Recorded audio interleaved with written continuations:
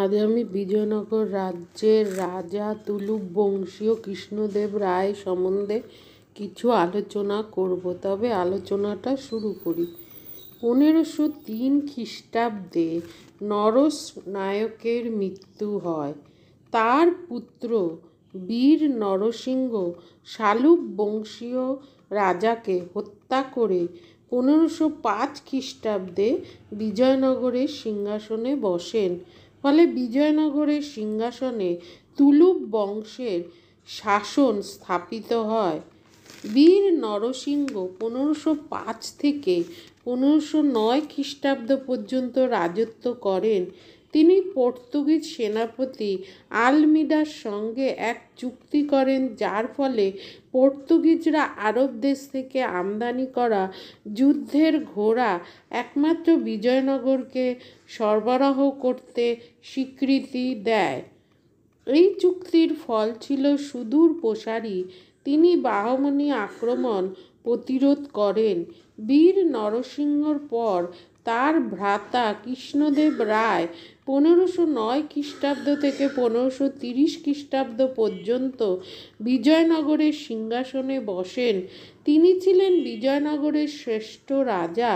তার আমলে বিজয়নগরের ক্ষমতা ও সমৃদ্ধি সর্বোচ্চ সীমায় পৌঁছায়। বীর নরসিংহ পর্তুগিজদের সঙ্গে যে চুক্তি করেন, তার ফলে আরব দেশ থেকে আমদানি যুদ্ধের ঘোড়াগুলি পর্তুগিজরা একমাত্র বিজয়নগরকে সরবরাহ করে। দক্ষিণের অন্য মুসলিম রাজ্যগুলি পর্তুগিজ হারমাতদের উৎপাতের জন্য সমুদ্রপথে ঘোড়া আনতে পারত না, এজন্য তাদের শক্তি কমে যায়।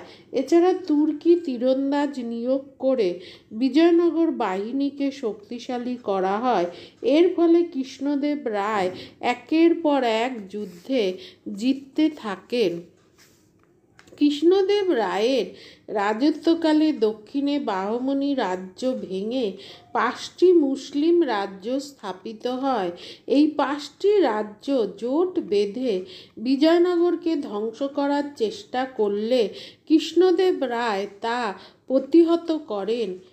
তিনি সুলতান মাহমুদ শাহ বিজয়নগরের বিরুদ্ধে জেহাদ ঘোষণা করলে কৃষ্ণদেব রায় শুধুমাত্র তাকে পরাস্ত করেনি, তার পিছু নিয়ে তার রাজ্যে ঢুকে পড়েন। বিজাপুরের সুলতান ইউসুফ আদিল শাহ যুদ্ধে পরাস্ত ও নিহত হন। কৃষ্ণদেব রায়চুর, দোয়াব ও বিদরের দুর্গ অধিকার করেন। মুসলিম সুলতানদের মধ্যে ভেদনীতি খাটাবার জন্য কৃষ্ণদেব বিদর রাজ্য মোহাম্মদ শাহকে ছেড়ে দেন। গোলকুন্দা ও বিজাপুর 1520 খ্রিস্টাব্দে একযোগে বিজয়নগর আক্রমণের চেষ্টা করলে কৃষ্ণদেব রায় তা প্রতিহত করেন। তিনি উড়িষ্যা আক্রমণ করে উদয়গিরি ও কোন্ডবিদু অধিকার করেন। বিজাপুরের সুলতানের বিখ্যাত দুর্গ গুলবর্গা বিজয়নগরের হাতে চলে আসে। তিনি বিজাপুরের সিংহাসনে দ্বিতীয় মোহাম্মদ শাহকে বসিয়ে গুলবর্গা ফিরিয়ে দেন। কৃষ্ণদেব রায় তার সুবিস্তীর্ণ রাজ্যকে সুশাসনের ব্যবস্থা করেন। তিনি সামন্ত শক্তির প্রভাব খর্ব করে কেন্দ্রের ক্ষমতা বাড়ান। প্রধানমন্ত্রী বা মহাপ্রধান ছিলেন রাজার বিশ্বাসভাজন লোক। প্রাদেশিক শাসনকর্তা মহাপ্রধান নিয়ন্ত্রণ করতেন। প্রাদেশিক শাসকরা তালুক থেকে খাজনা আদায় করে রাজকোষে জমা দিত। কৃষ্ণদেব রায় শিল্প সাহিত্যের পৃষ্ঠপোষক ছিলেন।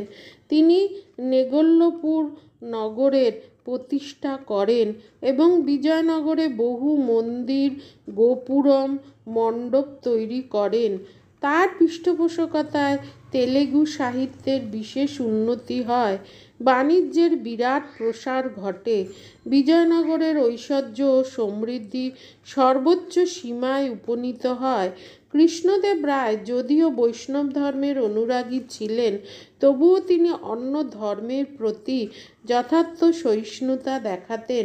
পর্তুগিজ পর্যটক পায়েজ তার চরিত্র ও নীতির উচ্চ প্রশংসা করেছেন।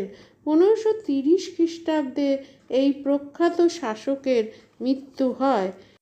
তার আমলে বিজয়নগর সাম্রাজ্যের যে উন্নতি হয় তা তার মৃত্যুর সঙ্গে সঙ্গে সেই সাম্রাজ্য দুর্বল হয়ে পড়ে বলে কোনো কোনো ঐতিহাসিক মনে করেন। কারণ তার মৃত্যুর পর তার মতো এমন মহান যোদ্ধা আর দেখা যায়নি।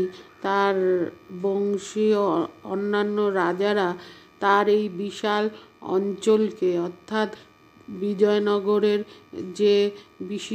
যেসব অঞ্চল কৃষ্ণদেব রায় অধিকার করেছিল যুদ্ধ বিগ্রহের দ্বারা, সেগুলো তারা রক্ষা করতে পারেনি। ফলে সেই বিজয়নগর সাম্রাজ্যের দুর্বলতার সুযোগে এই সাম্রাজ্য পরবর্তীকালে ভেঙে পড়েছিল। তার আমলে প্রজারা সুখে শান্তিতে বিরাজ করত, কিন্তু পরবর্তীকালে দেখা যায় যে তাদের সেই সুখ শান্তি কিছুটা হলেও বিপর্যস্ত হয়। সুতরাং কৃষ্ণদেব রায় তার জীবিত অবস্থায় তার সাম্রাজ্যের দুর্বলতা তার চোখে পড়ে। যাই হোক, তিনি তুলুপ বংশীয় বংশের শ্রেষ্ঠ রাজা হিসাবে গণ্য হয়ে থাকেন। যেমন যোদ্ধা, তেমন শাসক, তেমন প্রজাদরদি, সব দিক দিয়ে তিনি শ্রেষ্ঠতার পরিচয় দিয়েছিলেন।